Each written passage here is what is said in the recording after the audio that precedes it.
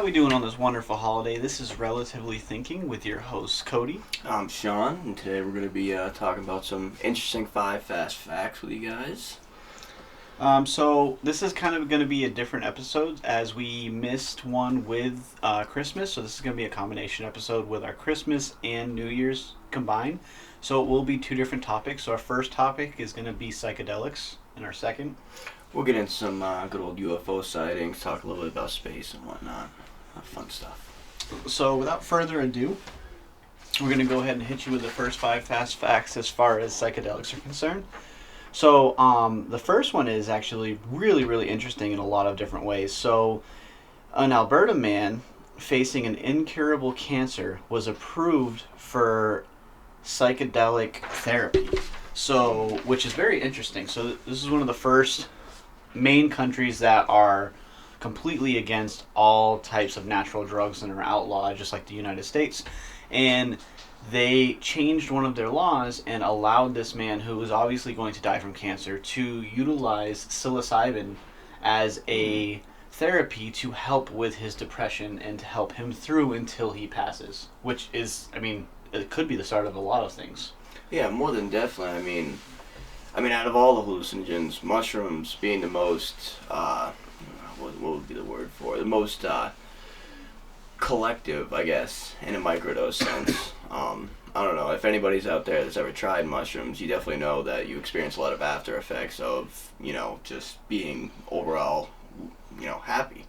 And wow, that's actually rather pretty big, because they did that with the Colorado with decriminalization of everything, and then they're also doing researches for the purpose of anxiety and depression using microdoses, very minuscule amount too, which I think would be revelational, I guess. Revolutionary? Revolutionary, there, yeah, that's a better word. Because, we're starting to come around the corner with the cannabis, whole cannabis part of it, with the federal bill trying to get somewhat passed. And that has only shown, just about great things, kind of the downfall too of the pharmaceuticals with the opiates and everything. So I think that's fabulous, and I think that it's a start of something it might take a long journey, but it's definitely going to be something that's beneficial to the world as a whole. Yeah, it's definitely a check mark in the right direction. Yeah, more than definitely. That's. I wish I lived in Alberta. So my first fact we got here, the San Pedro cactus.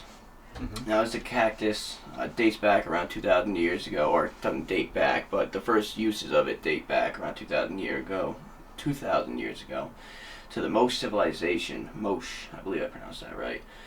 They were thriving around the first 7th century A.D., and it turns out that this cactus that they used for a lot of spiritual things, they believed that it would connect you to the heavens without even leaving Earth.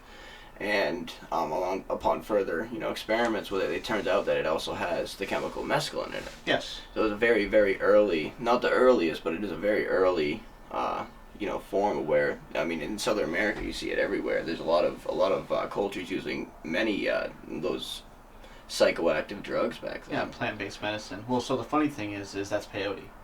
So San Pedro is the plant that is then dried out and utilized in peyote.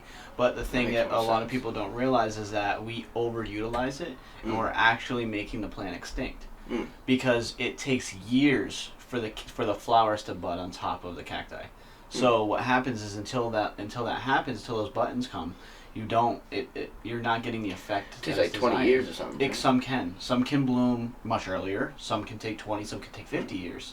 So what's happening is people are finding out about this, which isn't a bad thing, but people are finding out about this and they're overutilizing it. Yeah, so you have the crop as a whole. So you have I belong to the Native American Church, and so you have different factions that will utilize it in ceremony a lot. They'll find every reason to utilize ceremony, which, again, yes, we want that, but we also have to worry about the longevity of this plant and making sure that it lives long enough so that way we can continuously use it.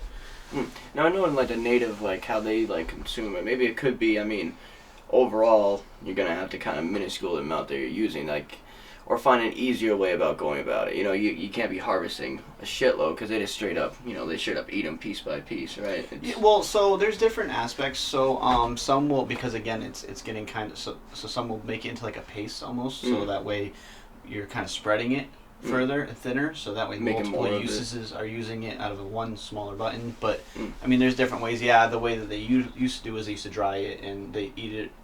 Essentially, you ingest it and you go through it. It's a whole process, though. It's not just like with most sacred plants, and that's definitely one of them. With most sacred plants, it's a ceremony. It's not just like, I feel like that's the rift between, is it a drug or is it the overuse. So the I hate the word religious, but the religious use for it would be through a ceremony, and there's multiple processes in the ceremony. Like I don't want to get too involved in it, but anybody who's gone through a peyote ceremony knows, you have the water bearer, you have all these things that are involved in it. It's not just taking it and going through it, and it's also not the most fun thing in the world. A lot of people throw up quite a bit. It's, if anybody's ever been, again, like he said, on the mushroom high, it clears you out, and a lot of these things do, because you intake a lot of things that are extremely damaging to your body on a regular basis. The shit that we eat, the shit that we drink, all of it is terrible for us, and we just don't even realize it. We just continue on and on and on, and this stuff will help heal your body. You have to get rid of it. So, but yeah, that's fairly interesting you brought that up. Something we'll be talking about later. So psychedelics are becoming the new Bitcoin. So, very interesting. So, it's funny for us because we already kind of do it. We invest in different things, obviously. One of them is some companies that are weed-based, that are trying to come up and build, whether it be through manufacturing or pharmaceuticals or so on and so forth. So, this kind of hits home for us, but a lot of people are starting to invest in companies that want to farm psilocybin and, ephedra and all these other, again, sacred plants that could eventually start becoming legal. And they're trying to get ahead of the curve, so that way when it does happen and these things become an industry, if they do, I mean, you're making an abundance of money off of it, which I find, again, is very interesting. Yeah, it is. I mean, I'm not sure about some of the other processes. Like we talked about peyote, like 20 years. I know mushrooms are one of like the easiest to grow, or the quickest, the most efficient to grow. If you know what you're doing, it's days or weeks, I believe, maybe a week, where you can get up to 3 ounces in just one batch, and that's if you're just growing one batch. If you have multiple batches going, I mean that's rather strange if you think about it. Like a currency of like, that's, I'm not quite sure like what overall that's going to be getting at. Like, how is that going to transform the world? Because then you're going to have these things where it's like, I mean, some religions forbid against doing that, and like I'm not sure how that's going to, that's rather strange, to be honest. So it kind of feeds off of a conversation we had the other day about, this is the age of enlightenment. We're literally 2012. Right. So my theory, and the theory of some other people that probably won't be too open about it, but that's okay, is that the Mayan calendar wasn't the end of the world, which obviously we know we're all still living, well, if you call it that, with some of the shit that's going on. But so the Mayan calendar was not the end of the world, it was the end of a period of time. So for layman's terms, we had the Stone Age, the Bronze Age, the Iron Age, so on and so forth. So this is a age of growth, or spiritual growth. So I think that was the end of whatever, and again, not great vernacular, but whatever shitty era that was, where we were just absolutely horrendous to each other. We just want to enslave and control everything and everybody in every manner of life, including religion. That I think that 2012 was the spin on that, and now we're entering into the age of enlightenment. And if you look at it, there's so many, look at the technological boom. And then you have, again, like this, sacred plants, like things that are becoming legal that were never even thought of or heard of or dreamed of. You have people that are serving life sentences for marijuana, and it's legal now in most states. It's absurd. So I feel like we're definitely moving towards that with all of these things. Yeah, I could definitely see that. I mean, it's going to be a problem. I mean, the Mayan calendar, when was that supposed to be? 2012. No, not like when the world was going to... When they created it, I don't know. It's thousands of years, so that's a whole... I mean, if that is the end of an era, it's going to be another 1,000 years of another era of God only knows when. And if we are heading to that Enlightenment era, that's probably where that whole entire the psychedelics. That's probably where that currency thing's coming from. Mm-hmm. I mean, if you think about it, I mean, like you said, the technological advances. I know Musk. He said that the currency on Mars will be like a Bitcoin-based currency, and obviously the dollar isn't going to be around forever. Yeah. So then, I mean, I guess it kind of does tie in. It does make sense. The future aspect. We're not going to be around, but Yeah, but still beginning. we'll see. Yeah, we'll see. We'll see the start of it. All right, my next fact. So, this is the Hamilton's thing I brought up to you. So it's a hallucinogenic fish, also referred to as a dream fish. It's a species located in tropical waters, commonly around Madagascar. Locals use it daily, just about just as much as people drink and all that. And it gives you I can't say the word. Embryonic? No, when you get drunk, inebriated. Inebriated. There Yeah. it is. It gives you an inebriated feel, also with some heavier visual hallucinations. And what they do, there's documentaries out there about it. So like the locals will make a fish stew, and even just a stew right there alone gets you that feeling. And then where they say a lot of most of the power comes from, most of the effects come from, is from them sucking the head of it, like the brains, all the juices all around it. So they can't pinpoint exactly where it's coming from or why these fish are doing what they're doing. The common theory, the most, kind of to the point theory, is that the fish eating the fungi around the reefs around there, not the fungi, the coral and stuff like that, has these, essentially DMT is like the chemical that they found. So, I don't know, I've seen that and it's just rather strange. You find it in natural nature with plants and all that, and now the fish are even coming in. Which is kind of almost like when the dolphins take the pufferfish, and what they'll do is they'll bite and suck on the pufferfish and get high on them. Yeah. Yeah. I do remember hearing something about that. All right, so for our fifth one, a chemically tweaked version of iboga has been used to treat depression and addiction. So now iboga is a shrub in Africa, and it's kind of similar to DMT. So when you take the plant itself, it can there's two different strains of it. One of them's a weaker one. It's about a 24-hour trip. And you have your phases of your trip. You have your extremely aggressive hallucination phase, and then you have your come down phases. So and then the iboga root itself has 11 more inhibitors in it, and it can last up to 72 hours, which is pretty intense and long. But again, now they're tweaking it chemically so that way you're not getting all of the effects of it, but it's still being used to help neurodiseases and help anxiety and help depression. And again, this is another sign that these plants that we have around us are healing us from the bullshit that we're doing to ourselves. Yeah, I mean, it goes. Spaniard, Cortez. I brought this up the other day with the sugar. How sugar was supposed to be, or is a psychoactive drug. The natives, Aztecs. I mean, you see it in all different cultures all around the world where they just sit there and use all these plants. I mean, all over Asia, weed, for Christ's sakes, dates back to thousands of years. I think they have somewhere in a museum they have a nug that's like 20,000 years old, just like that's chilling nice. There.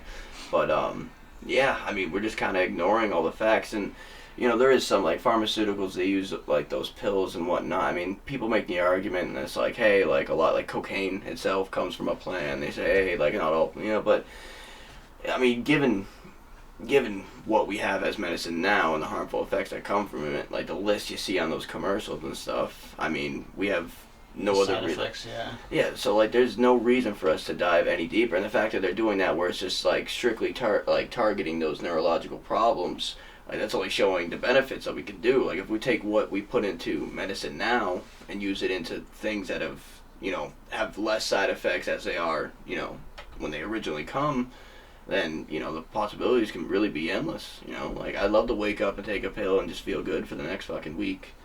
Yeah, but so I think the problem though is that we've gotten to the culture of that. Is that we want the instant, so Gratification. we want to take years of absolutely destroying our body, and then we wonder why it doesn't work right away, like with a quick fix. So I feel like these things will help us, yes, get back to being actually healthy, but it also will help some people realize that it's a process. Like you can't, with us being in the automotive industry, you can't beat the living hell out of your car. You can't beat the living hell out of your motor, never change the oil, never do this, never do that. Then, 40,000 miles after changing your oil, you change it again and wonder why it's not running like it did when you first bought it. Like, there's constant, you have to constantly maintain it. You have to constantly do these things at a proper intervals and not the proper amount. And the same concept of, like, so there are good medical uses for cocaine. The problem is that us as humans, we're idiots, and we just want to use a shit ton of it. As pure as possible, and let's get as high as fucking possible and hope we don't die. Or if we do, it is what it is. It was fun while it lasted. That's us, and that's the problem. And again, same with automotive. That's like saying I need to put 4 quarts in and just putting 12, because why not?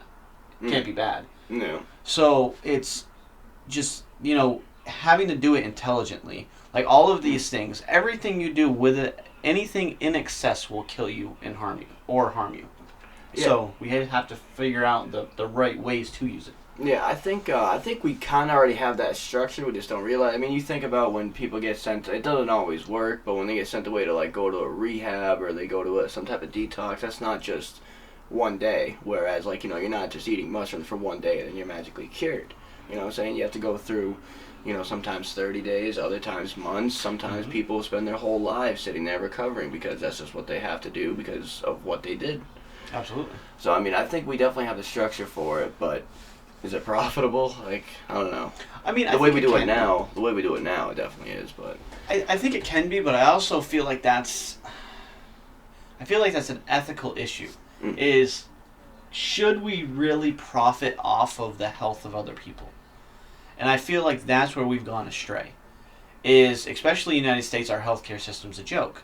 We are too worried about running it like a business than we are at healing people and helping people. And that, big pharma is one issue with it. But there's along the lines of the other ones is, people who own the hospitals, the corporations that own all this.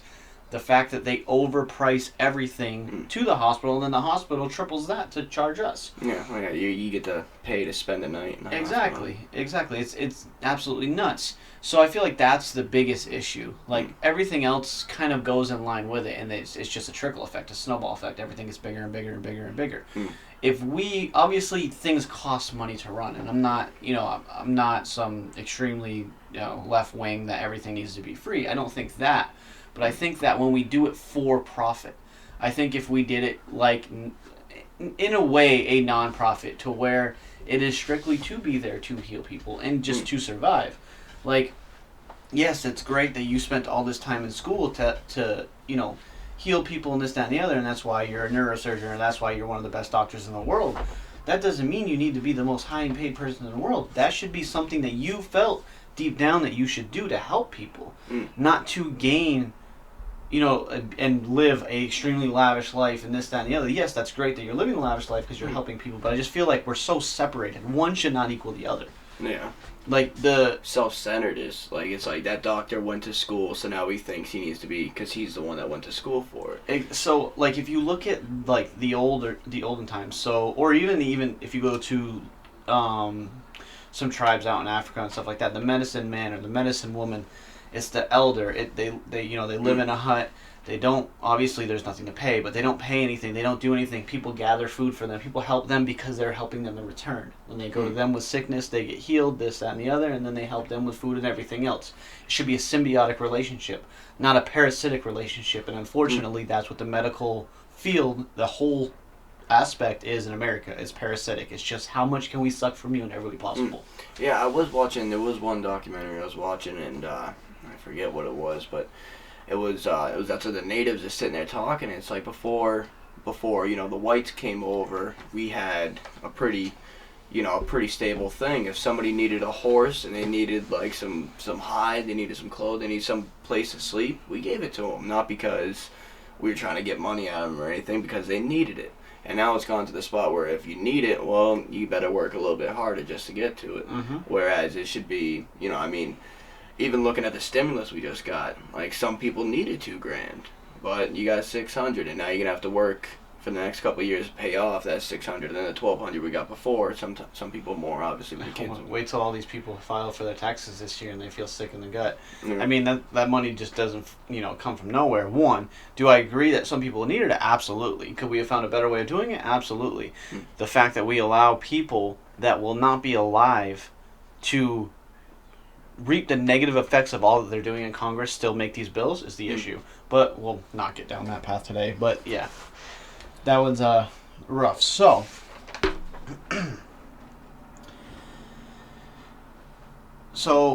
today's topic is entheogenic plants, which is basically, again, sacred plants.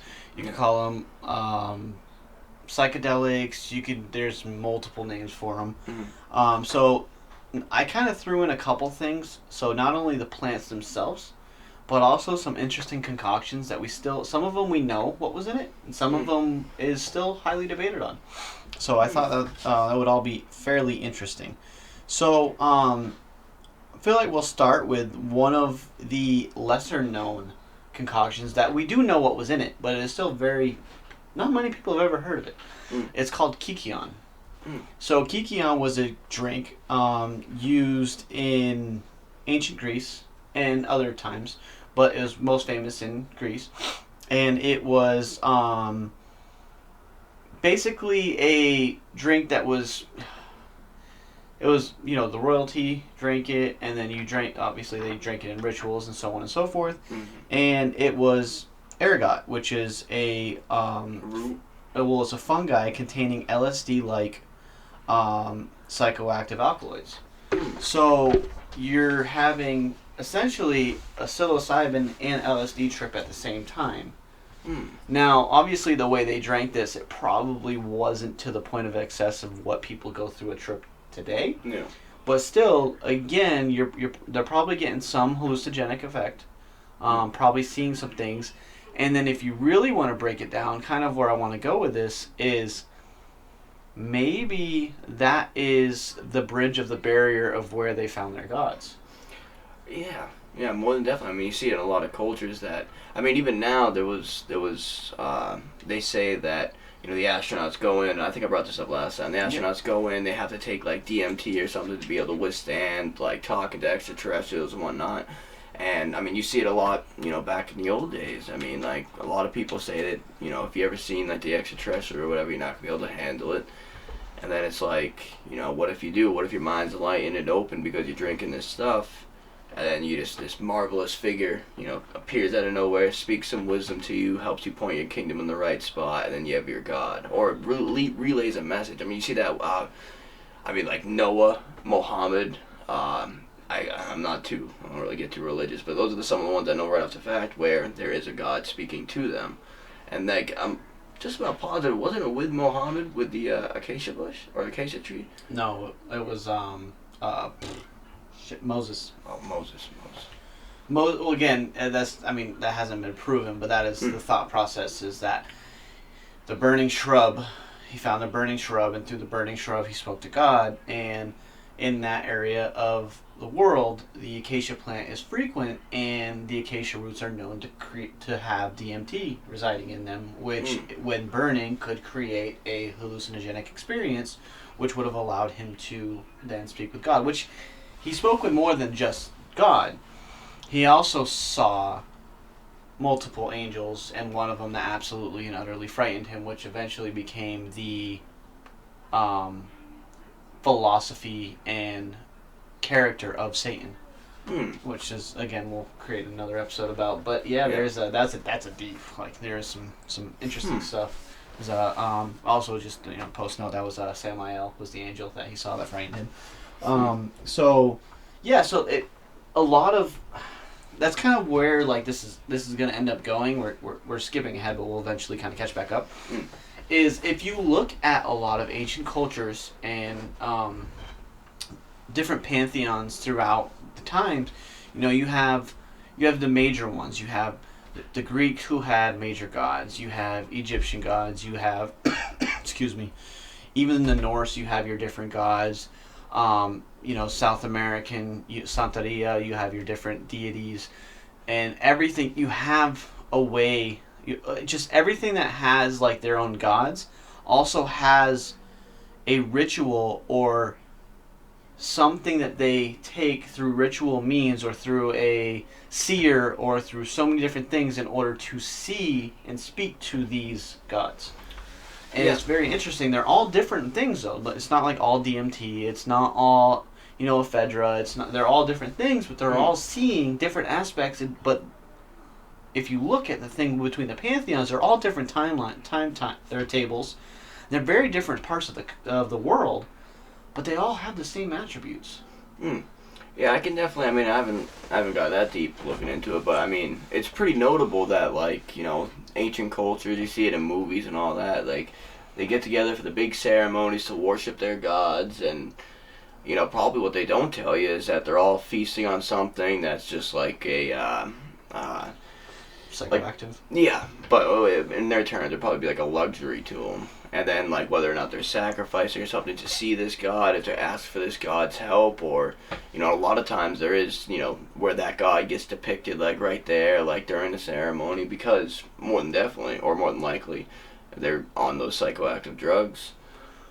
Well, and that's, like, that's where you get the likeness, you know what I mean? Like, that's, how did they get the likeness of these gods if they haven't seen a figure that is something of that? Our imaginations are great and everything, but for them to be so like in so many different aspects, like there's something there. Yeah, I mean, what I would say, Greek gods, Greek mythology, they're pretty notorious for just common weather occurrences or anything like that to just kind of put a label, like they have gods for this and gods for that, like kind of to provide an explanation for strange events that they might not have understood at that time.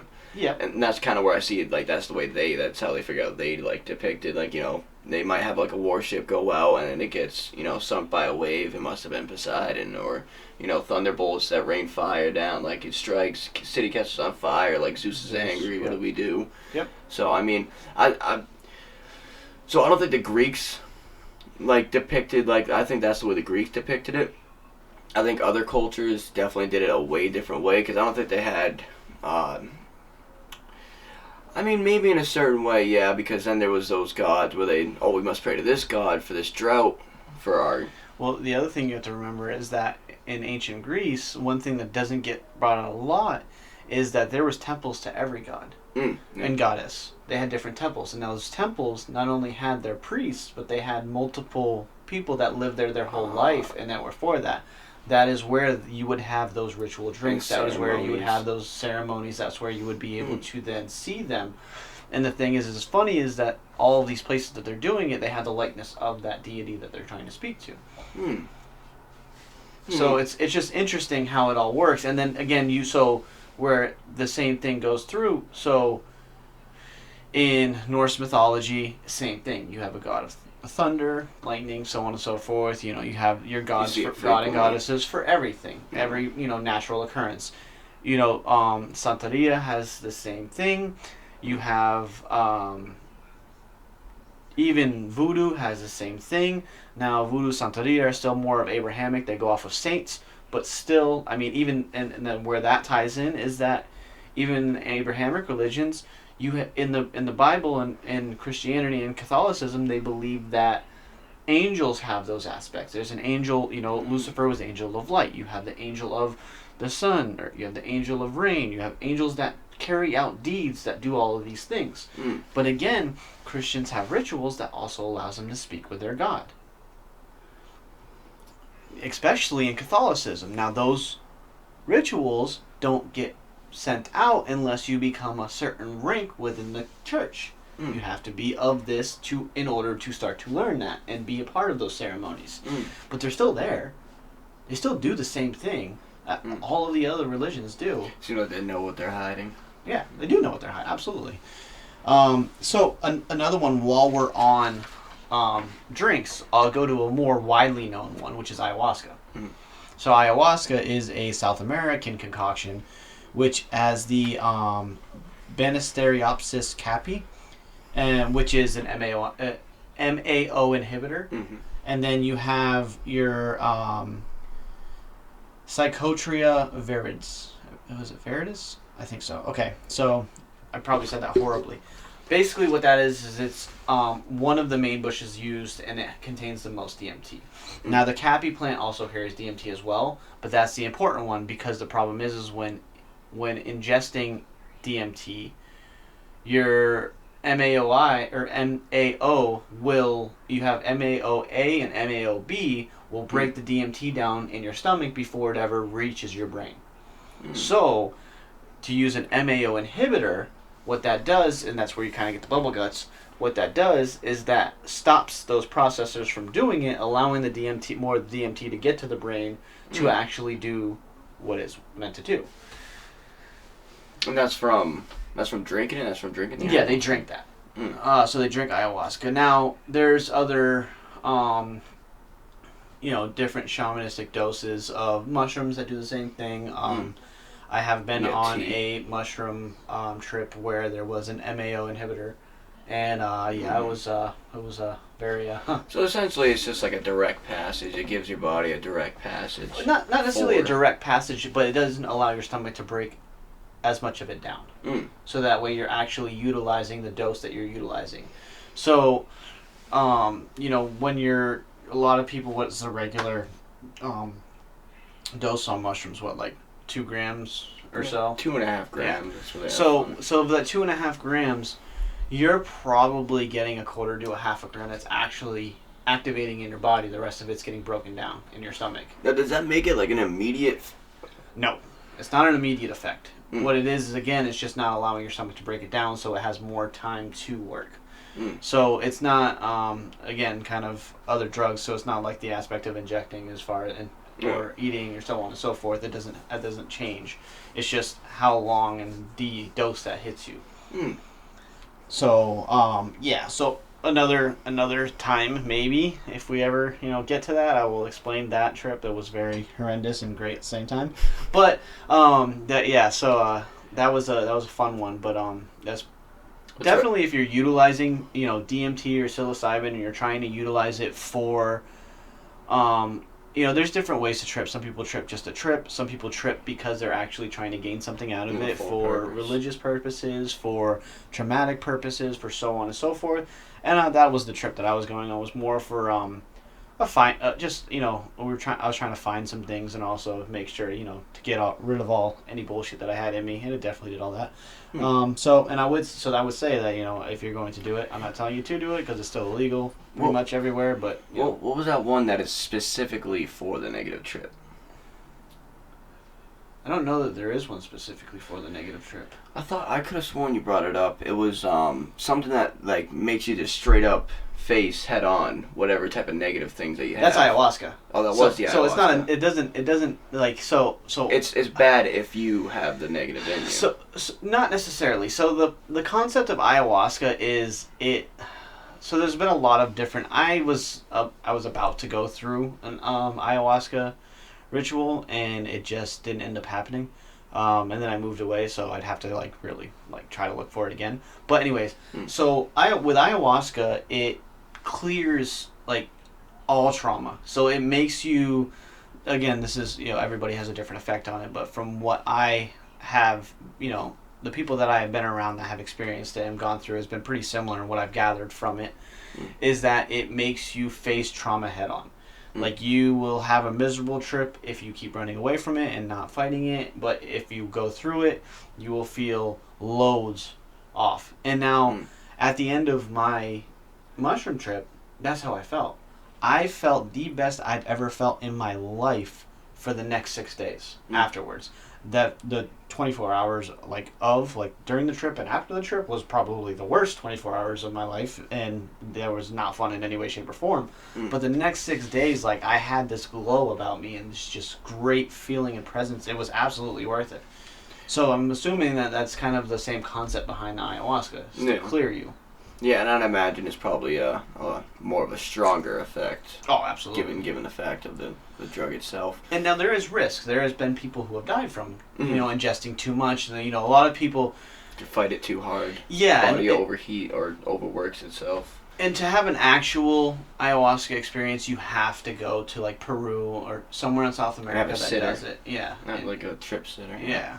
I've seen a few of those take place. One was a drug addiction one where this guy was battling, I think it was a heroin addiction for like 10 years, and his like girlfriend at the time was with him, and I don't think it was ayahuasca. It might have been them smoking DMT, but it was actually in South America. It might have been Peru. I'm not quite sure.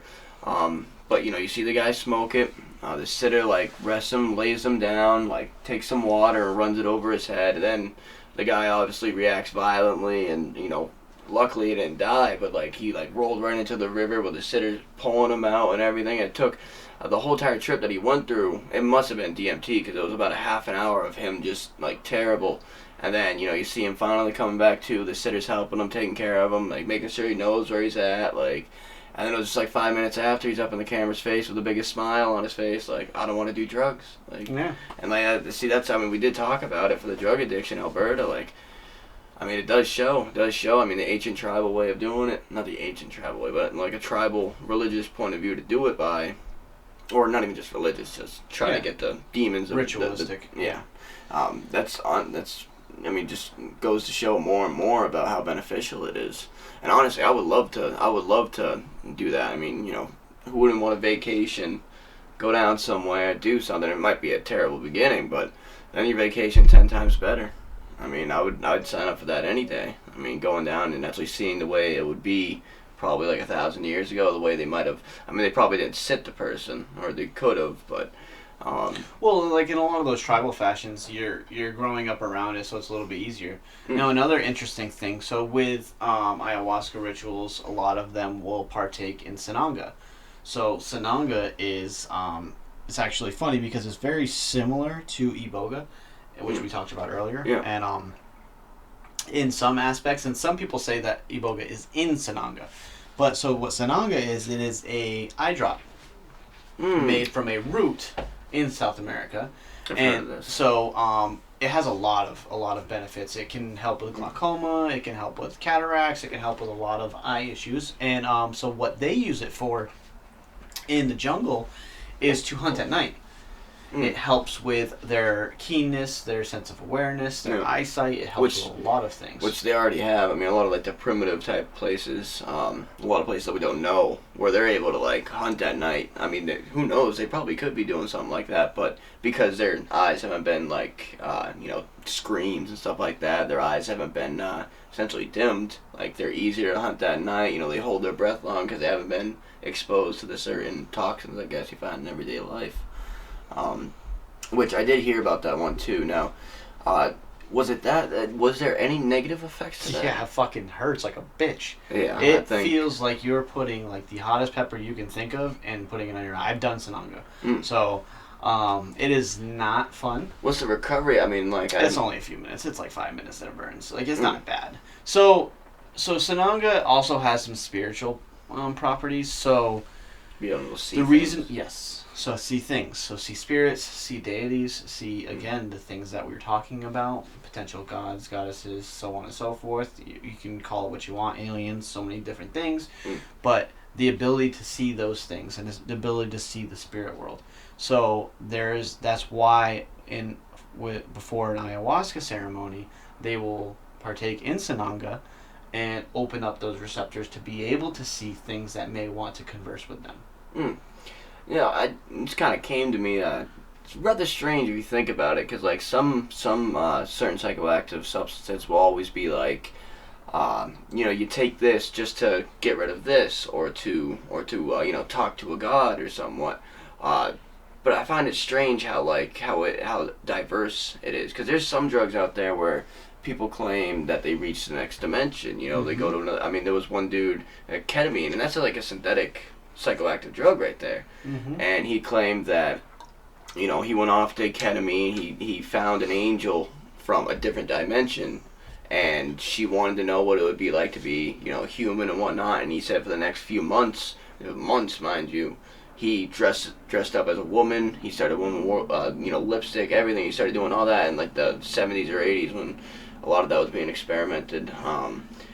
But I mean, that just like goes to show, like, I don't know, there's just such a diverse results from of a lot of the hallucinogens or psychoactives. Because I mean, like, even if it's synthetic, like, the guy claimed you into another dimension. There's been multiple ones that have backed it up as well. But it's like, not a fully synthetic drug. So ketamine has a derivative of ephedra, which is a plant-based medicine. Yeah, so essentially it's like a cocaine. Well, no, I mean, sort of. It's stimulant, yes, but it still has properties of that. So even though ketamine is chemically altered, it is still a derivative of the ephedra plant, which is a sacred plant, which is also in the next one that I was going to talk about. Oh, perfect. This is a fucking timing. Yeah, I know. So there's this ancient drink. It's called soma. I don't know if you've ever heard of it. It does sound familiar.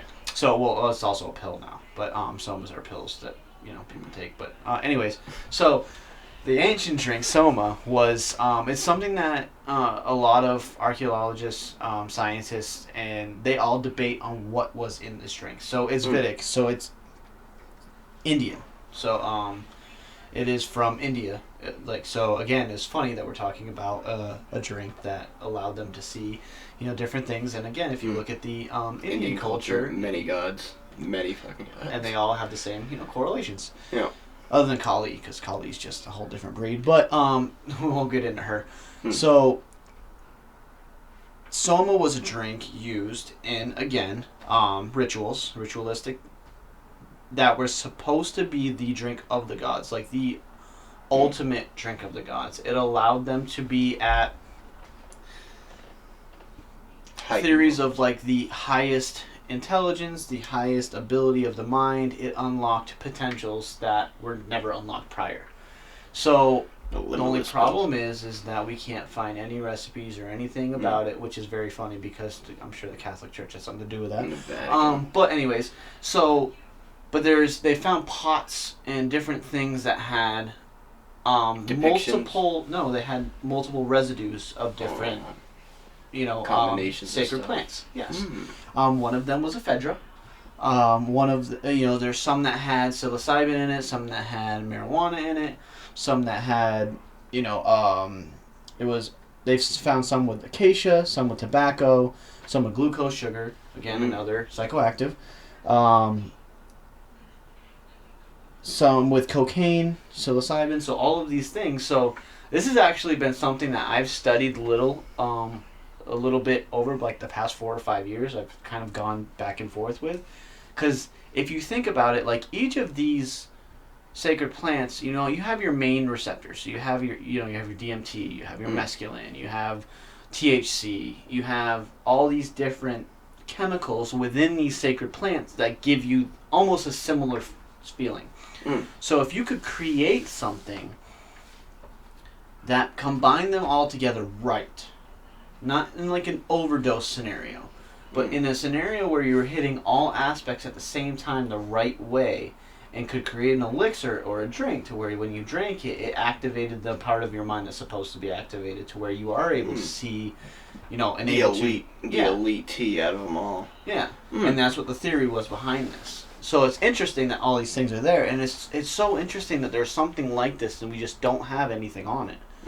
Yeah, I mean, like you said, they found like tobacco, but it was separate. Well, these are all in different locations around the same area, so like they're just kind of obviously they're reaching at straws. Yeah. But still, like, why would you mix tobacco, psilocybin? Like, why would you mix some of these things together? Without the knowledge, like, you have to have knowledge of what it could bring too.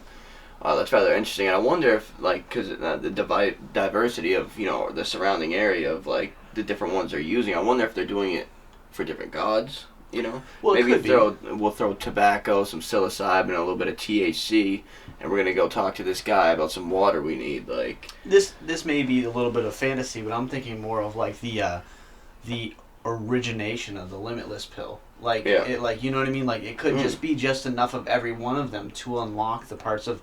And again, so like, for example, autistic people use more of their brain than we do, and that's why they lose other cognitive functions. So like that breach in between, like you're able to use parts of your brain that you are not able to use now because of the chemical imbalances that we have. Mm. Yeah, that's rather interesting. Like along the point. If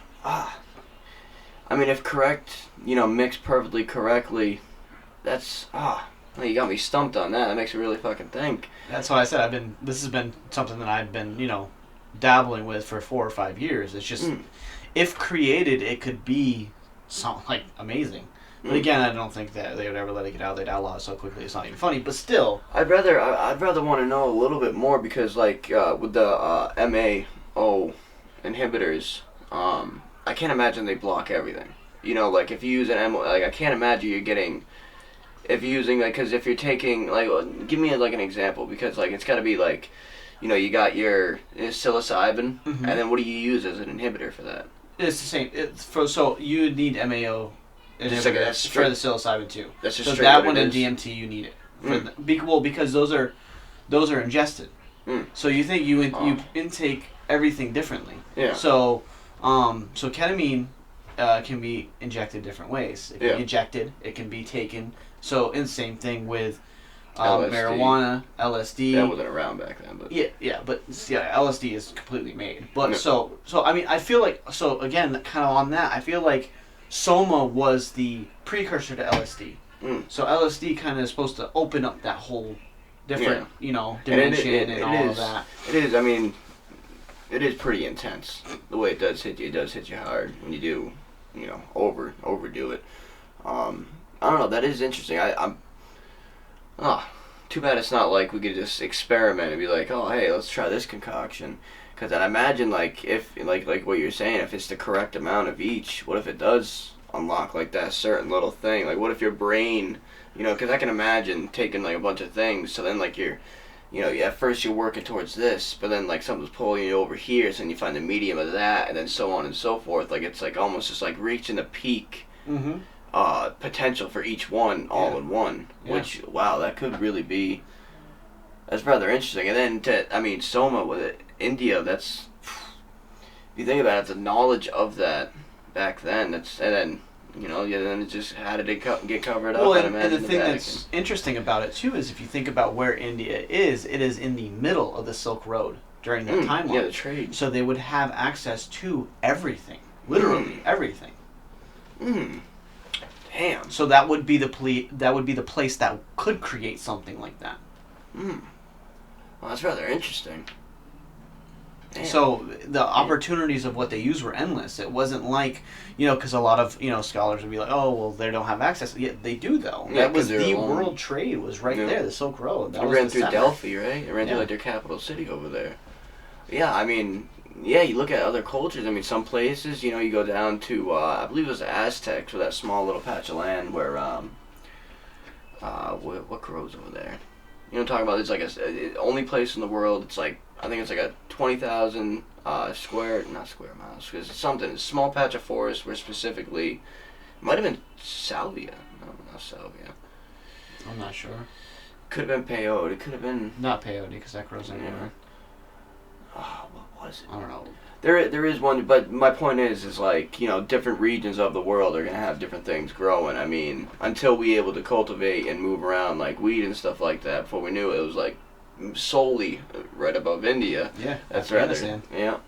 Wow. And same thing with heroin. Same thing with cocaine. That all of that is derived around that area. And then you throw it all together. And even Africa with we're going to talk about in a minute, Iboga. With even you have acacia. You have access to literally everything.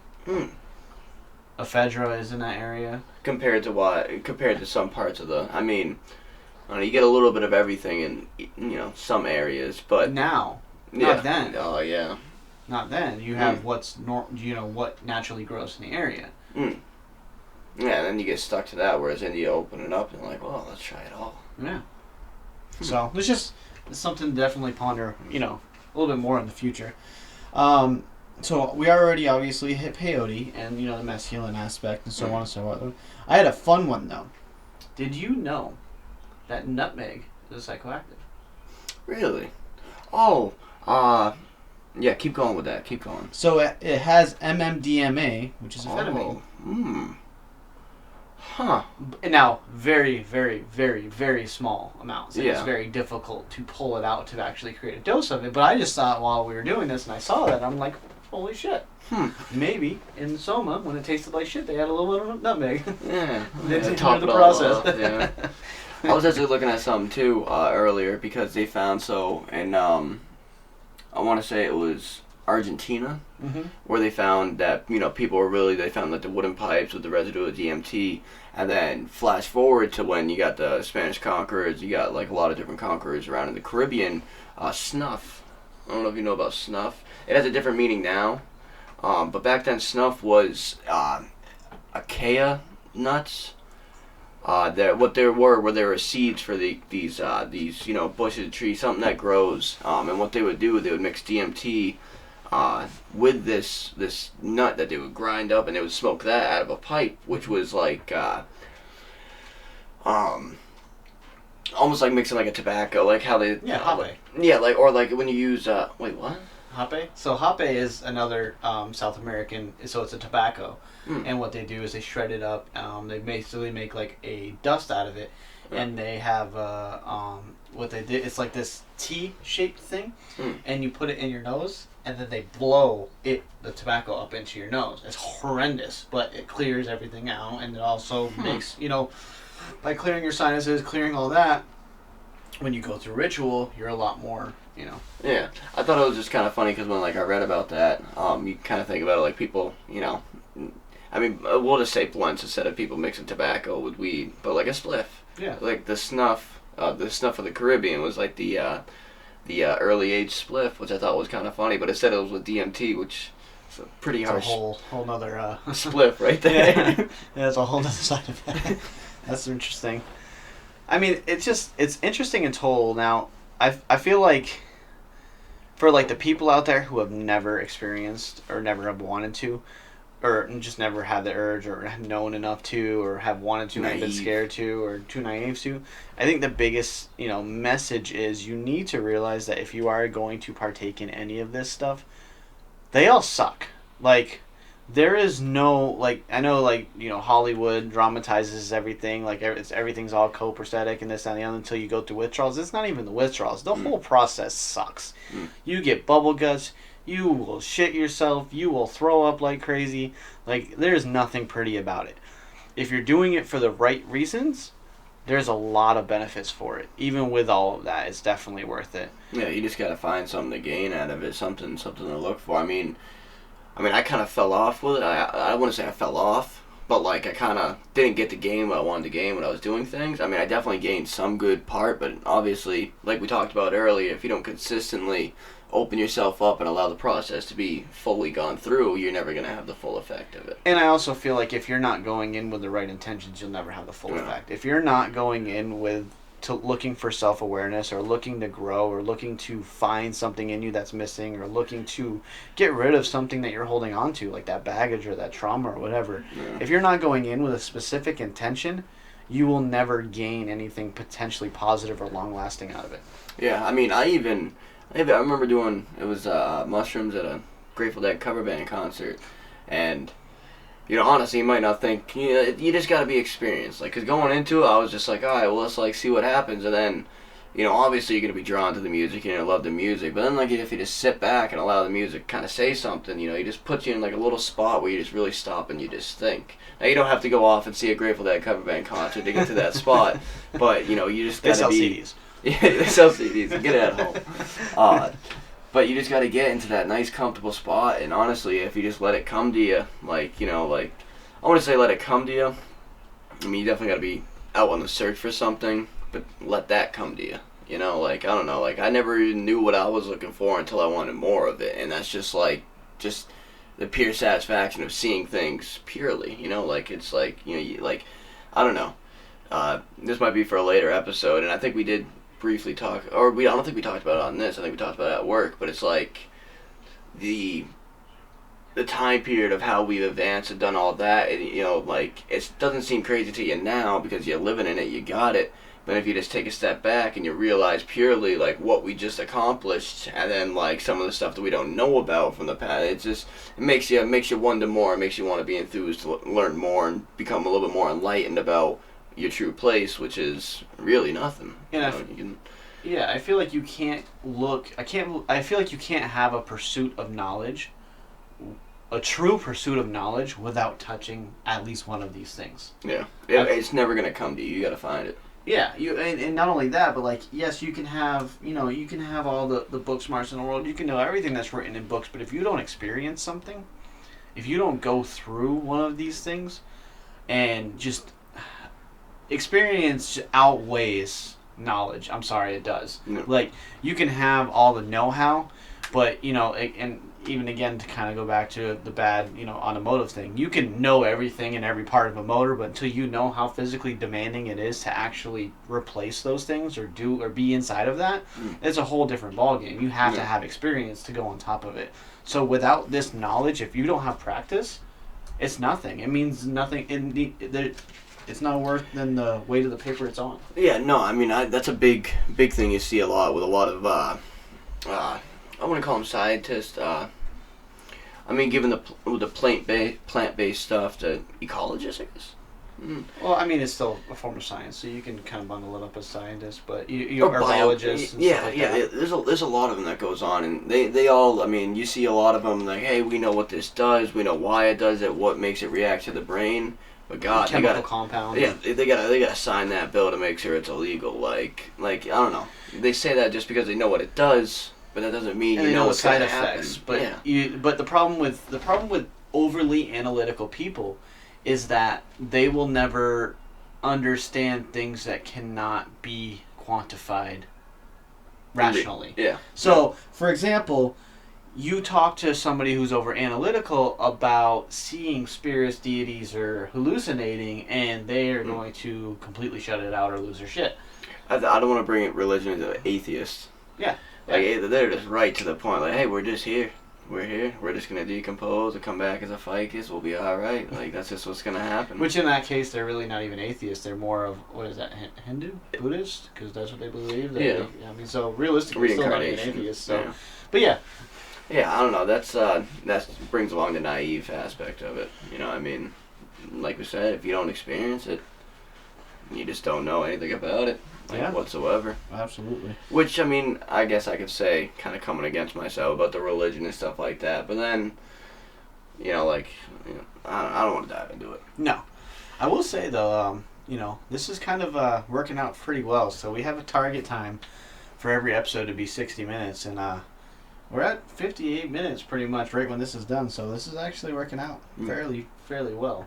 Oh, yeah. So, now, in the edited version of this will probably be cut out, so you won't see this anyways, but this will be like the inner loop, and this is where we're going to cut over everything. But, so, now, move on to part 2. All right, so you can go ahead with your fast facts. All right.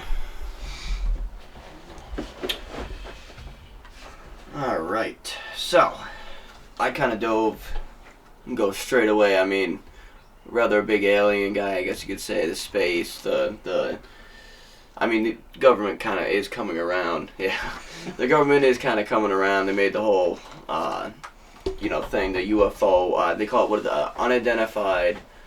It's like UAP. But it's a government thing where, they research all the sightings and they try to come up with a reason to hide what we already know from us. So I dove into the UFOs pretty hardly here. So, my first one here is a sighting by a dude named Robert Taylor. He was a forestry worker in Scotland around November of 1979, who claimed while he was working, he seen a hovering disc just come down in the trees, not too far away from him. Upon approaching, he noticed that 2 bright spheres, and now keep that in mind because those are very, very common in a lot of sightings. Like, I mean, even back in the day, like when you see like paint, like a lot of bright yellow sphere, or it doesn't matter what color, just a sphere. And then those bright spheres emerge with spikes, almost like sea mines. Okay. With chain, like a spiked up ball. They chased him till he fell, and with the sensation, the last thing he said he remembered was the sensation of the smell of acrid, acrid, acrid, acrid smell. It was a weird, strange smell, and then he said he had the sensation of someone dragging him, so that he fell unconscious. When he awoke, he wasn't too far from the landing site. He looked around. Obviously, the hovering disc was nowhere to be found. So then he went and proceeded to go find help to, verify that what just happened. So he ended up getting a lot of police to come out. They took a look at the landing site where they did find what seemed to be ladder marks in the dirt, and they also found trails of what looked like the sea mine things that he did describe. And strangely, it led to a criminal investigation on him, and what they decided was that he ate nightshade berries that were common in the woods that he worked, and he ate the nightshade berries and hallucinated the whole entire thing. And he publicly denied the whole thing, and he held his story to the fullest all the way. I think he died in like 2007 or something like that, but he held it to the fullest, and it was just like the same thing the whole time. Because I knew we were going to talk about the psychedelics, so I figured that nightshade was something kind of funny. But, 1979, there's just I wonder what berry that was. Well, nightshade is a category of plants. Like potato is a nightshade. Yeah, it's like a poisonous plant. The kingdom or whatever it is. But they declared that whatever thing that he ate supposedly made him, and he's like, hey, I was working, I didn't eat nothing, blah blah blah. I thought it was pretty interesting because that's just 1979. I mean, Scotland, they have you'll figure out why they call it like the triangle, but there's like, I'm not sure exactly where it is, but there's like almost like a Bermuda Triangle type thing in Scotland where it's just notorious for UFO sightings, and ironically enough, you'll hear in the other facts triangle UFO sightings or pyramid sightings. I wonder if So the rotation of the Earth, I'm wondering if, like, where there's common sightings, if there's, like, atmospheric deficiencies, or it's from where it is compared to, like, the sun, or compared to an angle of where they're coming from, or so on and so forth. Yeah, that'd be rather interesting, because as it rotates, you picture Scotland, I imagine when it rotates, you're somewhere probably... Up top-ish, yeah. Yeah, you're Canada, top of Canada, those, like, islands and shit, which there was notorious... Is it up that high? Well, yeah, it's fairly similar. Obviously, Scotland, is above England. Yeah. But yeah, it's going to be pretty close to that same line. Yeah, if it moves with it, if there is like that type of deficiency, which, I'm sure we'd probably say we'd be able to see it, because over Antarctica and all that stuff. So, that'd be rather crazy if you think about it, because then that could explain. If you line up like these certain common sighting grounds where they kind of gone cold, and you kind of take a look the way the path everything goes forward, like that'd be rather interesting to investigate there. You hear him in the back. Bright as day. That's very interesting. All right, so back to hopefully this good audio that we do. All right, so full transparency. Thought we were going with more of a space approach, so my facts will be slightly off topic. Not really though, because it is about space, but still. So, which actually kind of falls in with what we were just talking about. So, there has been recently a solar orbiter mission, and its main goal is to study the heliosphere. Which the heliosphere is essentially the solar system. Everywhere that our sun's lights touch is a heliosphere. So, because we really don't know a lot we know some about our solar system, we don't know a lot. We look at these 2D models of all the orbits and stuff like that, but the orbits don't go like that. They're all fucking sporadic and different angles and so on and so forth, and they're not even perfect cylinders. Obviously, some are more elliptical, and all of those things. Some of them we're unsure about. Some we're unsure about, and some of them we may not even know. There could be other planets that we just haven't seen them since a couple hundred years of us looking in the sky. So it's very interesting that we're talking about that, and now they're trying to basically dive into knowing almost every section of that, and it's an extremely high resolution camera, and it's meant to get as close to and as finite of pictures of the sun and its effect on everything. Yeah, so there's definitely, I mean, I'm sure we're going to learn more about this, but or more of it's going to be known about how many, but there's a lot of other things besides just like our 8 planets, or what is it, 7 now because of whatever. So there's a lot more things that actually orbit our sun, not at not like 365 days that we would have, but hundreds of years, sometimes thousands of years, in which I'd imagine I do want to come back to this after, but Planet 9, which they believe is the 9th planet in our system, that is at some crazy type of angle, whereas we're rotating around the sun at like this, it's rotating, whether it be straight up and down or at like some 48-degree angle or something like that, which is absolutely crazy because a lot more research is going into that. But yeah, I mean, that's a first step on going on forward. I watched, it was like a TED Talk I think I told you about, where it was the lady was talking about not even being able to have any way of, like, it would take a while. It would take, like, because they're searching for the Planet 9, and you got to search everywhere. Whereas if you send something out, and you're like, hey, let's turn this bad boy around, let's see what else we can see, and then it kind of opens up. And there is a lot of, like I was saying, there was a lot of other things that orbit our sun in particular that we just don't label planets. We're just like, all right, Halley's Comet. Yeah. Halley's Comet, yeah, comets and stuff like that, but there's other larger beings, Masses. yeah, that actually do so as well. Which is funny, so we'll let you get your fact next, because my next fact actually spins off of that. Alright. Oh. Alright, let's see here. Alright. Back to the UFO sighting number 2. Perthshire, Scotland. Scotland was rather notorious with a couple of them, but 1767, this is an older one. Locals seen a pyramid in the sky moving at great speeds, destroying part of a house and a bridge in its path. Now, this is a small town in Scotland. Now, like over 100 years later, well, almost 200 years later, the same local town experienced more sightings, and they were experienced, but this is just a notable one. In April 1984, the Freeman's Farm, they claimed multiple UFOs hovered over their garden in their backyard. And when they became public about this, they said, in weeks after, 12 men in black showed up at their house to question them on what they saw, which is a rather notorious claim. But you think about it, I mean, we see a lot of those claims from, I mean, that's what they do kind of race back to Roswell. That was 1947. Yeah. And there was rumors of men in black there. Going to a couple people. One dude who said he saw it. It was a UFO. And then like he meets with this men in black guy. And he's like, oh man, maybe it was a weather balloon. But then it's like 1984, and we still hear these things nowadays. Not as recent or not as popular, I guess you could say, because the media likes to kind of maneuver stuff. But yeah, that's where the pyramids come in, and I want to talk about that because a lot of like they say, I mean, there's a theory Mount Olympus could have been like a UFO, you know, like one day they just watched it, poof, gone. In which case there was also another theory where the pyramids were also ships as well. And then I also thought about it as well because that golden tip that got lost to, centuries, they said it was like hunters, all this. What if that was just like the shuttle? What if that was like the landing spot, like the pyramid itself was just like the landing spot for that UFO to come down and chill? And like they descended into the pyramid, and that was like what their. If that was the catalyst for the ship? Oh yeah.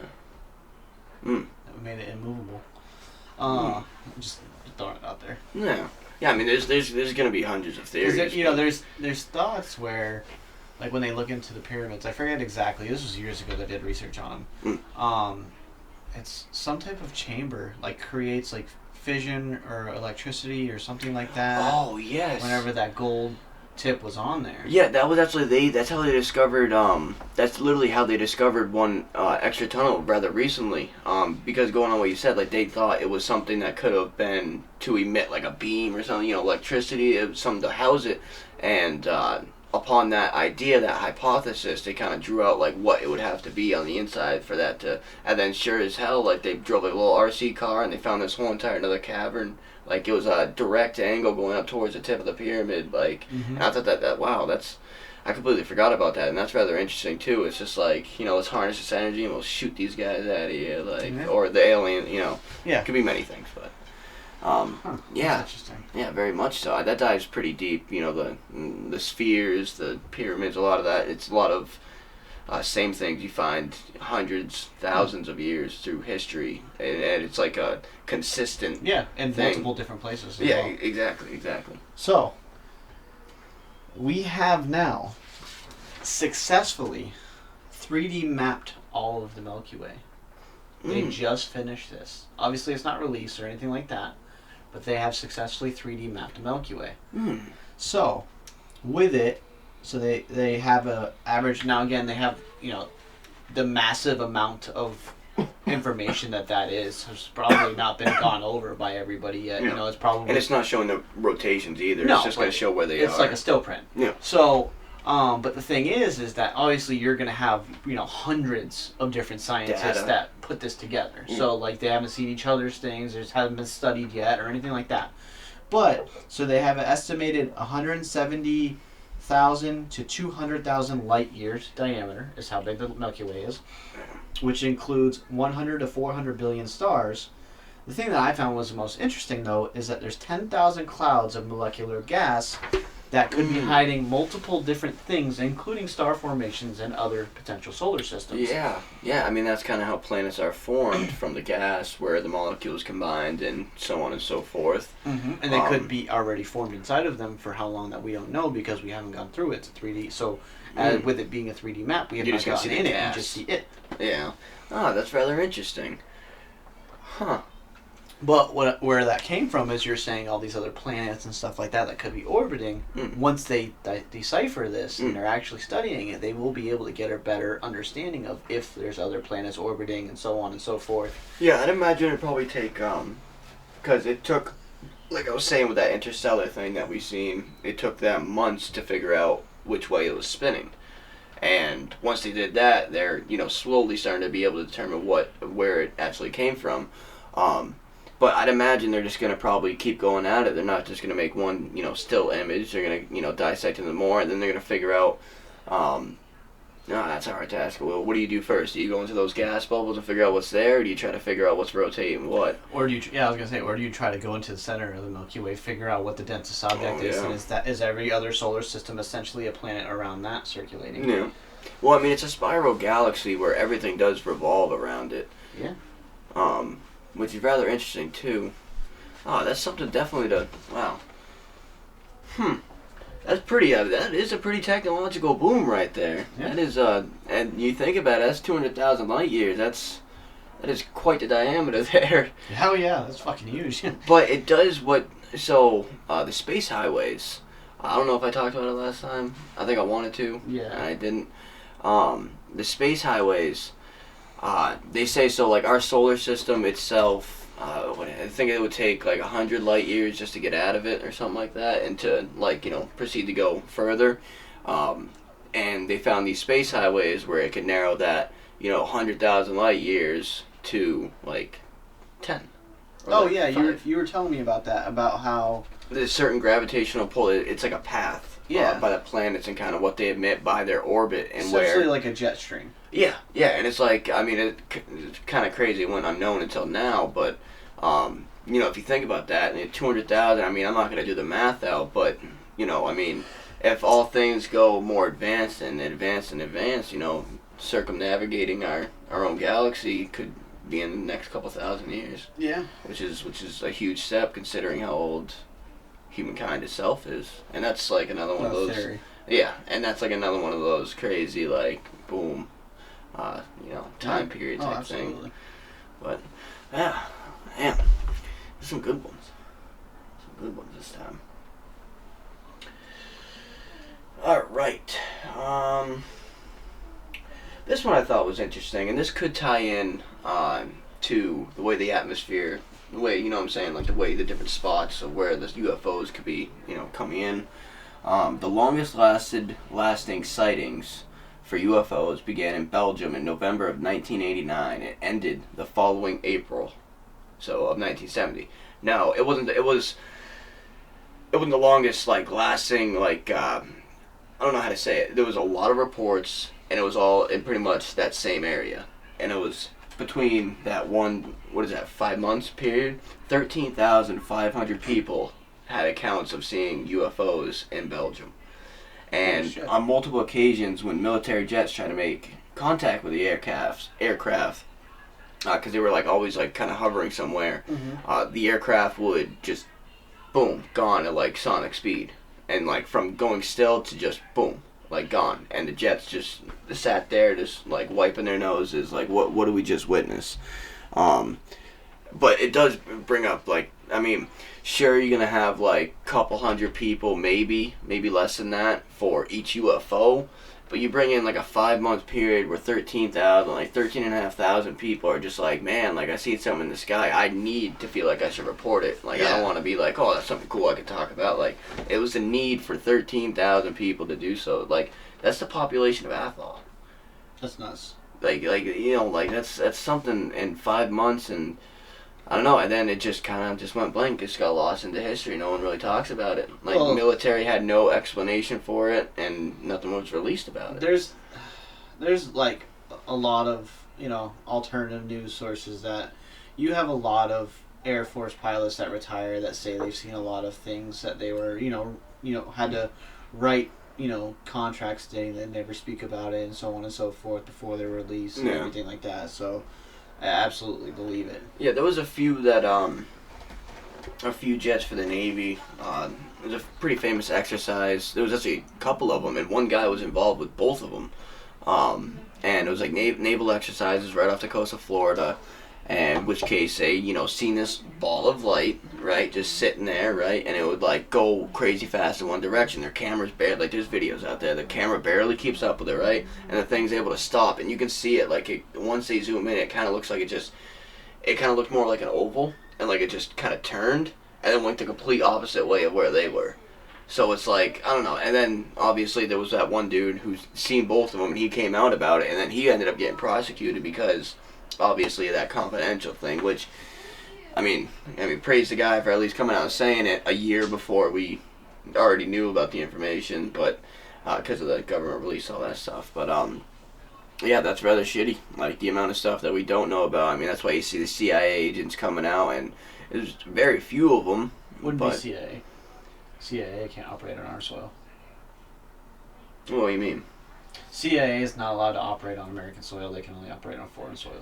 I know, but that's why I was saying it couldn't be CIA if it was. Yeah, well, not like to like, but yes, there's been 3-letter agencies. Yeah, there's been, you know, and they come out and they're just like, hey, we have the documents, we know about this, we know about that, and there's so few of them because it's just like, I mean, there's even some of them that they claim it was a suicide, right? They get found in their home all dead and whatever, but, you know, tied with a medical rope around their neck or something like that. Doesn't seem like a suicide. So it's like very few of them do come out, obviously, because, you know, big scary agency. But so did I ever tell you, I don't know that I did I ever tell you about my experience in sighting?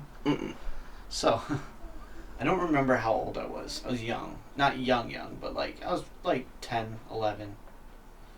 I would have been 12 because it'd been my first year in middle school. Yeah, it's been 12. I was at Graham's house. Okay, so you know how she got her front windows. And so we used to stay at Graham's house. Me, my cousin, and my best friend used to sleep over there all the time because our parents hated us to stay there because we're loud as fuck and Graham didn't care. So it was one night. Everybody was asleep. It was. I want to say when I looked at the clock, it was 3:30 in the morning.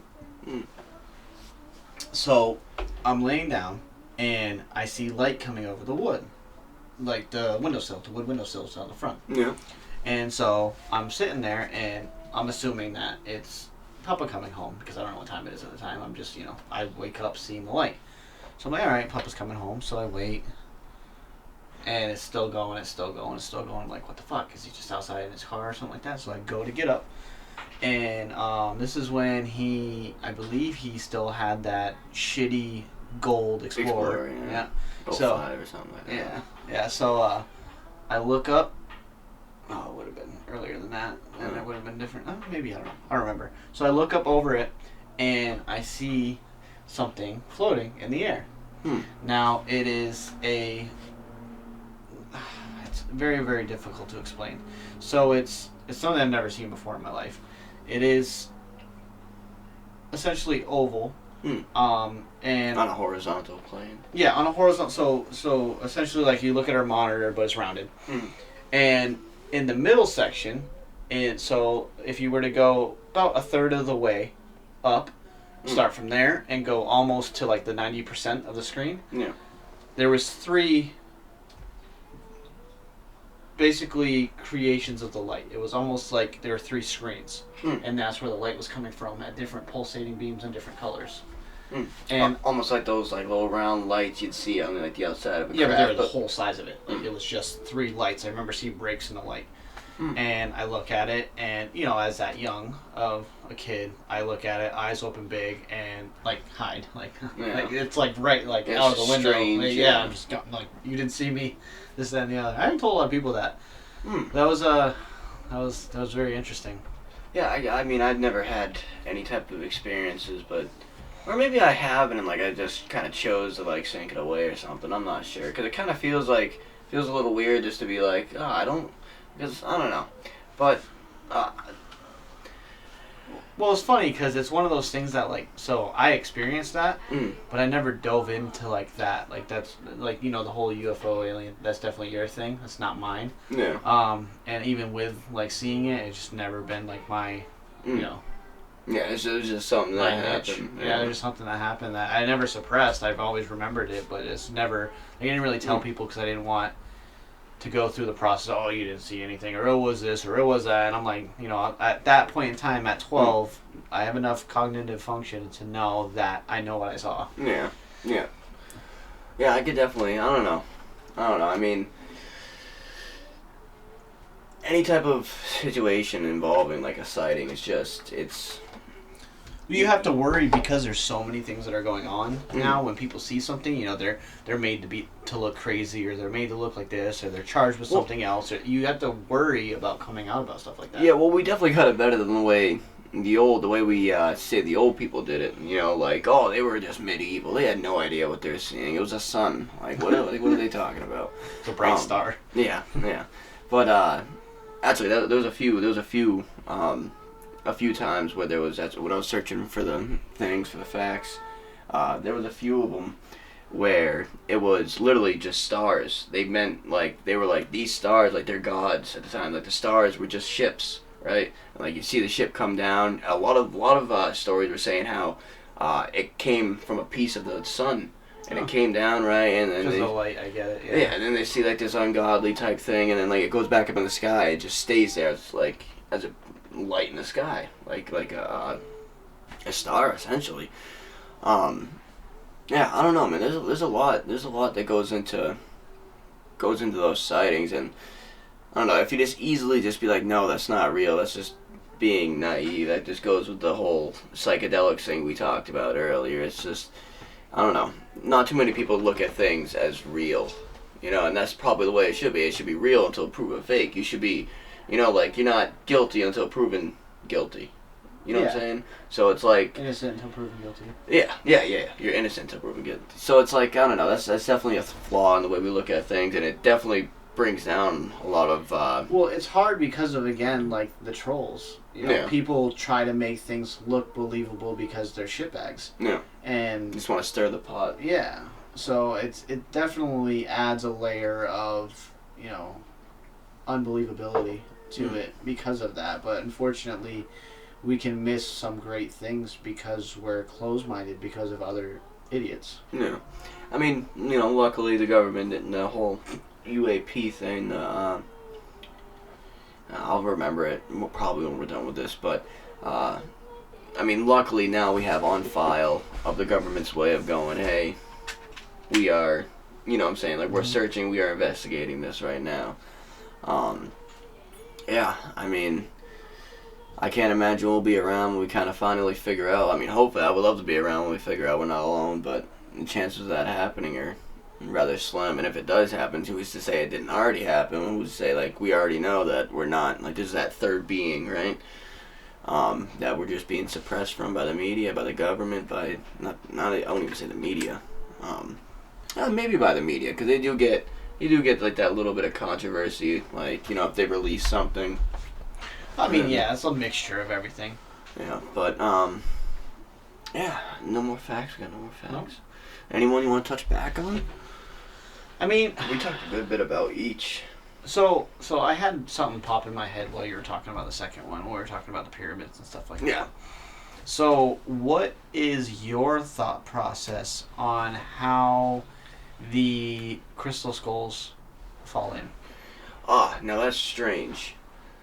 That is rather strange. It's not only strange for the perfection of those skulls, it's also strange of, like, they are dated back before, I'm pretty sure they're dated back before mankind, or what we believe is, like, mankind. So that is something crazy. I mean, I bet you there's probably some type of dude out there. It's just like, oh, it's 1 in a million, right? They were just formed like that, something crazy, But it's a skull. It's like, if anybody's unaware, I vaguely know some about this. The 3 skulls scattered around those pyramids, all the pyramids in the world. So the South America one, there's one from the Egypt, and then there's one over in Asia. Which one? I can't remember. It was somewhere over there. I do remember vaguely reading about this. But that is something you gotta wonder. I mean, like, you kind of take it to that Marvel Tesseract type thing. Like, does this skull hold power? Like, is there a and then that kind of also ties in with the way the pyramids, like the catalyst, if that was something that they used for the ship, and then it's just like that gold, like maybe that was maybe you got to do some Indiana Jones shit inside one of them pyramids. You place the gold, place the skull back, and all of a sudden, you get the skull back. Yeah, yeah, that is. I'm glad you brought that up. That is rather intriguing. And again, I mean, that's something that we may never even understand the answers to unless somebody comes down and is like, hey, like, why you got my skull there? Like, yeah, I don't know. What's your take? How do you feel about that? I'm not sure because there is theories that tie in on what they are and what they have been used for, but I'm not too proficient with those. I don't know. I did actually dive into it really, really hard a couple years ago. I thought they were really interesting. I don't know that I know enough to create an active theory, like an accurate theory. I do feel like there's a whole bunch of possibilities. One of them could be that they are idols. So, like, for example, what we do. We like something, we try to recreate it, and we wear it, and we do all these other things. Yeah. It could be that aspect of maybe that was a leader. Maybe that was somebody that was idolized, and whenever they passed, they recreated their skull as a form of flattery. Maybe it is a power catalyst in some way, shape, or form. Maybe it does belong somewhere to create something. It is a crystal. Yeah. Crystals hold energy. Yeah, I mean, I feel like if it was to be something for somebody to kind of be like, hey, like, we honor you as a god, we're gonna, chip away at this. I mean, I'm pretty sure they said the only precision that could ever be done with that is by laser cutting it. But if you think about it though, if it's made for somebody just to flatter and whatnot, when in the afterlife or whatever it may be, you're gonna find more of those. And there was another one that was found. There was a green one, which I believe they found to be faked. It could be, but that's probably them trying to disprove, or even somebody trying to recreate it. Oh yeah. But so. Because you have to think of, they're saying it could only be done with this. So what if somebody like, no, it could be done like this? So they try to create it and then they find it later because it didn't work. So there's always other explanations, but I think it's so. Again, kind of back to something that was elaborated very, very slightly. The last video was the Anunnaki. So the theory of the Anunnaki is that this is a planet created to harvest resources, and we were created to be slaves to harvest said resources, and there were certain ones, and the Anunnaki were literally the Egyptian gods. Each one of them, they had their own place, like that was them. So that's why they created the pyramids, as a way to communicate and send said resources back and forth. And the thought process of, if that was the case, and there, obviously there's a hierarchy and everything, those could have been. So, the Anunnaki were supposed to be much bigger than us. Mm. So maybe that was like a human representation of their skull. Mm. So on and so forth, of maybe like a leader, because there was different leaders. There's the theory of the Anunnaki. I can't remember exactly. I have to dive into it again. It was one that I don't know that I necessarily disbelieve or believe. There's a lot of there's so many theories out there. If you're ever into these alternative theories, you can really dive down some rabbit holes. But essentially it was like a brother was running it. He was a little bit more rough, and then he left, got promoted or got sent back to his home, and then his other brother ran it, and he was a lot more kind, and so on and so forth. So if that was the case, it could have been, we were treated like shit, now we're treated better. This, idolize this one compared to the other one. Mm. Or again, it just could be a catalyst. It could be something that they're keys to something. Yeah, very very much so. That's so. I like how you said that the keys, because all those pyramids do tie together, always pointing in the same direction. All like the front door to them all point at each other, I believe. Isn't there always three too? There could possibly be always or three main at least. So Three. what if each of them were? If you need to use each one to activate the pyramid at the same time, boom, boom, boom, three in this location, then you go to the other location, three for this location. Just I don't know, something that's just popping up. Yeah, well, I mean, if you think about it, though, there's a lot already that corresponds, not corresponds, that it connects or resembles, like, all the pyramids all those great wonders, the pyramids that we know of, they all resemble each other in multitude of ways. So then you just throw that weird little crystal ball thing in there, and it's like, where does that tie in? Maybe they're scrambled. Maybe you need this skull over there and that skull there. Maybe it's just another thing to lead us to wonder, like, hey, like what makes these things so significant that at a time where communication, continental communication wasn't even a thing, what makes it like who could have, like, if it was possible, who would go out of their way to go to those and do all that, Not only that, but here's another thought process. So an energy that's not quantifiable by us, we're not able to register it or figure it out because a lot of people don't believe it exists.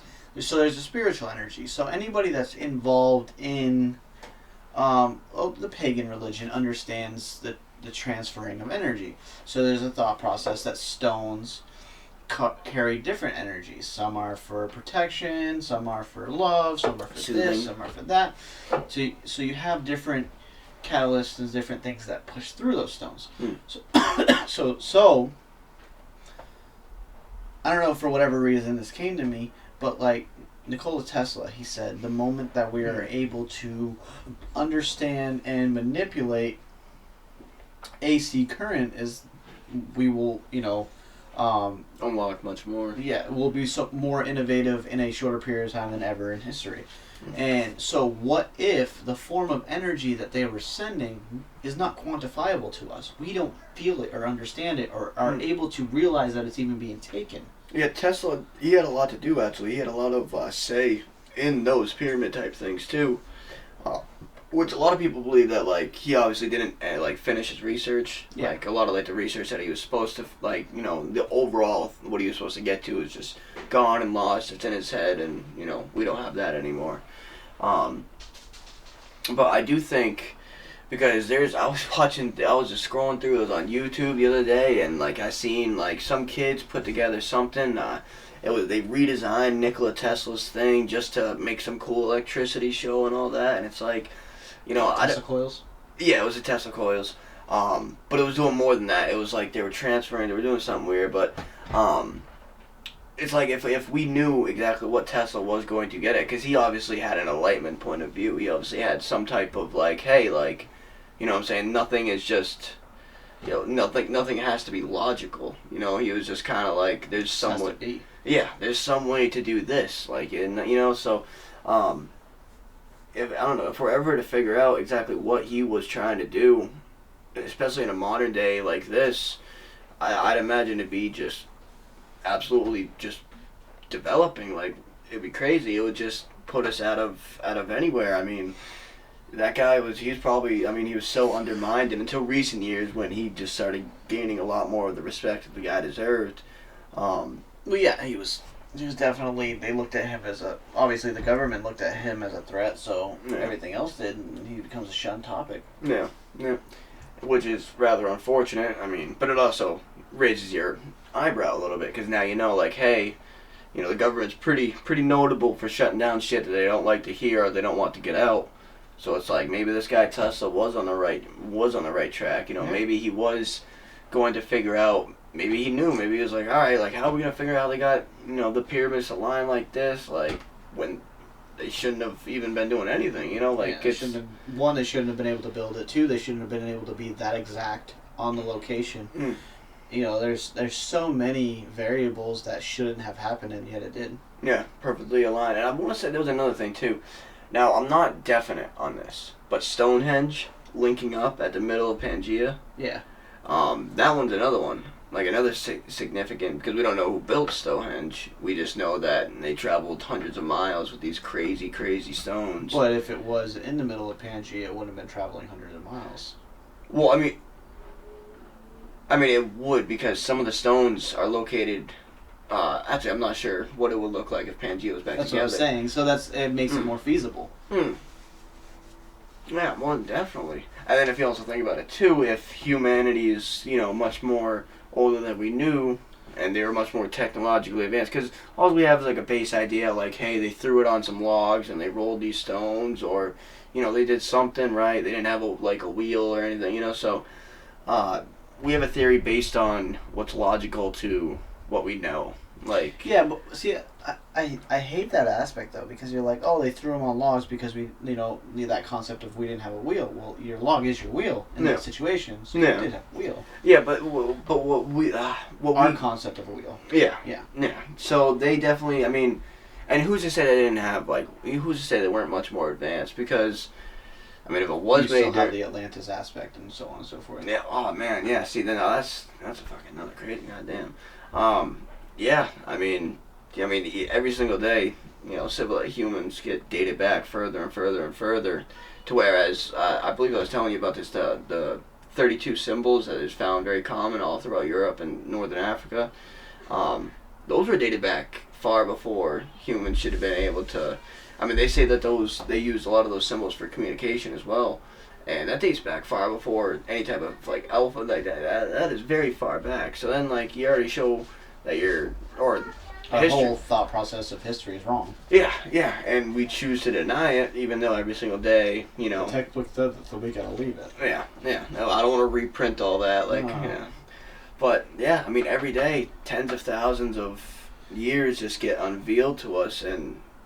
And then again, it's the same concept of ethics over profitability.